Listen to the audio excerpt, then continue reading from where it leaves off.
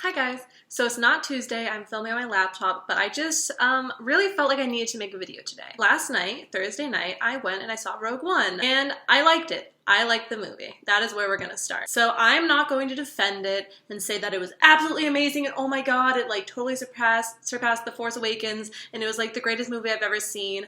Truly and honestly, the first 2/3 of the film didn't really do too much for me. I remember watching them and thinking, yeah, okay, this is a movie. What carried those first 2/3 for me though was the diversity, and we'll come back to that. The last third is what really got me, really made me think, I really love this movie. This is a great movie. It lived up to my expectations.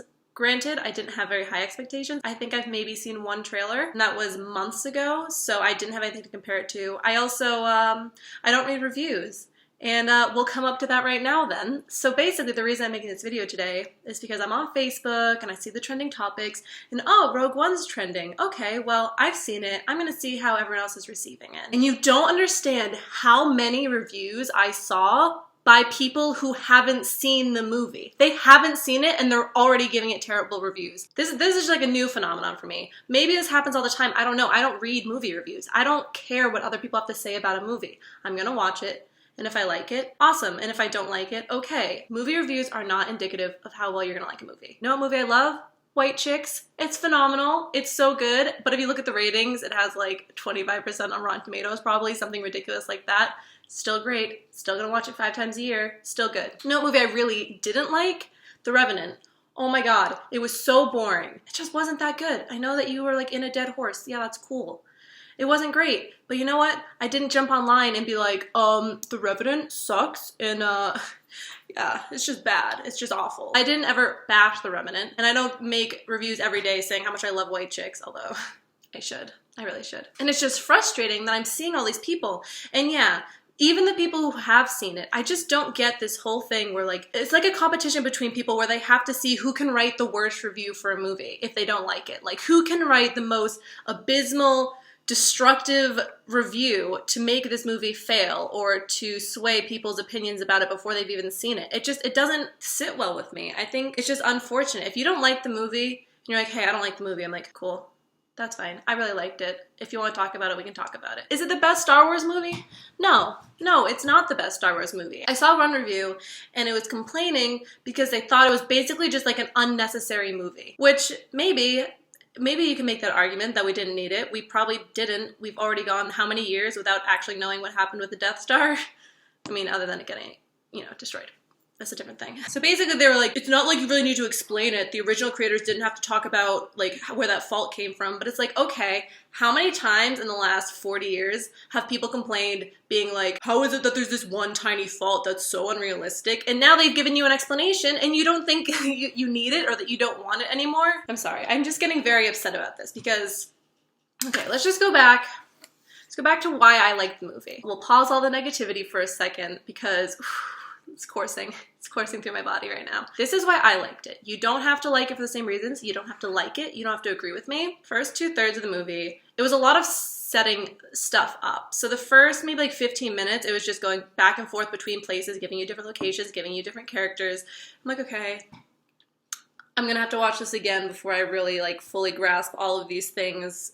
But whatever, it's fine. They had some good one-liners, but the thing is, they introduced all these characters that I liked. I liked all the characters, and for me, watching a movie or a television series or anything, I need to care about the characters or it just doesn't interest me. First of all, this is gonna be some like wild thing for a lot of you guys out there. I love that there's a main female character. She wasn't my favorite. I wasn't like, oh my god, I totally identify with you and I love you so much and like you're just as good as Rey. Not really, but I like that representation. Basically, all these races are represented and it's just beautiful and I just love it and it like brings a tear to my eye and I'm just so excited that all these people are coming together. And before you're like, oh my god, reverse racism, I also got super hyped towards the end when we have all these pilots and this bunch of white dudes also and I'm like, oh, we're all happy together and we all have our places and it's just like, it's really nice. So I just like that. The diversity really carried it for me for the first 2/3. The last third, it was just very emotional. And if you couldn't tell from my previous description of things that I like caring about things and it made me care about things and I'm just like, it's like totally okay. I'm not gonna say anything that happens. Some of the stuff is predictable, or you should know. I mean, this movie, if you didn't know, which I actually didn't know, this is how little I knew about Rogue One going into it. I didn't know it was about the Death Star, like the rebels who got the plans for the Death Star. I had no idea. So, there was that. Oh, it's been 8 minutes and I could keep talking. Okay, I mean, I'm gonna. I haven't read a whole lot of reviews. I kind of freaked out after I saw all these reviews from people that haven't seen it. But I've seen the general consensus that like, oh, it doesn't live up to the movies, and it's like, the dialogue sucks, and the characters suck, and the plot sucks, and everything about it just sucks, and it's just such a bad movie, and don't waste your time. They're just trying to, you know, milk the Star Wars franchise for more money, which, yeah, fuck it, take my money. I don't care. I will give you so much money for more Star Wars movies. Yeah, I am that person. I'm the reason that they're gonna keep making these shitty movies, and I'm okay with that. I really am. Also, maybe I have the luxury of being able to separate it from Star Wars. So the difference between this movie and The Force Awakens is, one, it's not really a continuation. Two, you don't have all those characters that you really cared about. So there's no Leia, there's no Han. It's like, you don't have those familiarities. I mean, you see a couple characters that you recognize, but they definitely do not have very strong roles in this movie. So I think I'm gonna leave you guys with that. Rule number 1, go see it. Rule number 2, leave a comment and I'll talk to you about it, unless you're just gonna be like, it sucked, and then that's it. I mean, if you wanna say it sucked because you didn't like X, Y, and Z, then that's fine. But if you're gonna say it sucked because you didn't like literally anything about it, cool. This isn't the place for you. So with that being said, I will probably still make a video on Tuesday. It's just not gonna be nearly as like edited and put together as this one. So thank you for watching, and I will see you on Tuesday.